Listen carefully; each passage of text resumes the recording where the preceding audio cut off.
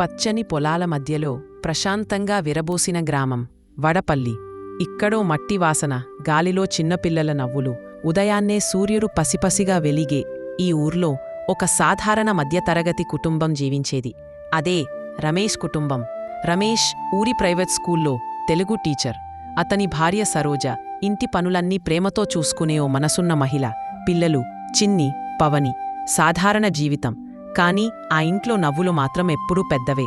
వడపల్లి జీవితం ఎంతో సింపుల్. సాయంత్రం కరెంట్ పోయినా లాంతరు వెలుతురులో భోజనం పెడుతూ సరోజ నవ్వుతుంటే పక్కనే రమేష్ పిల్లలకు హోంవర్క్ చెప్పుతుంటాడు. ఆ చిన్న ఇల్లే వాళ్ల ప్రపంచం.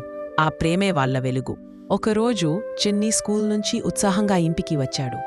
నాన్నా, నాకు సైన్స్ ప్రాజెక్ట్ చేయాలి, సోలార్ లైట్. కాని దానికి కావాల్సిన సామగ్రి 800 రూపాయలు. ఆ మొత్తాన్ని వెంటనే ఇవ్వడం వాళ్లకు సాధ్యం కాదు.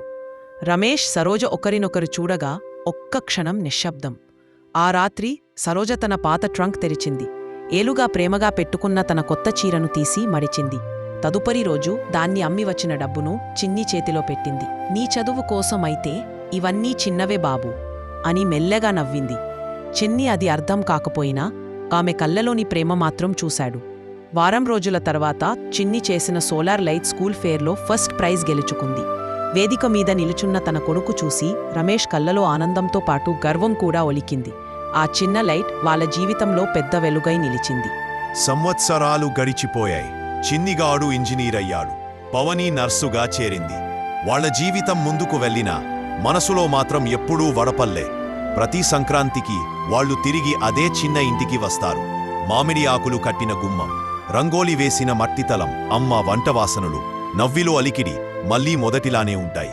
ధనమొక ఇళ్లను కట్టవచ్చు, కాని ప్రేమే దాన్ని ఇంటిగా మార్చుతుంది. వడపల్లి కుటుంబం మనసులు కలిసే చోటే నిజమైన ఆనందం ఉంటుందని చెబుతున్న కథ.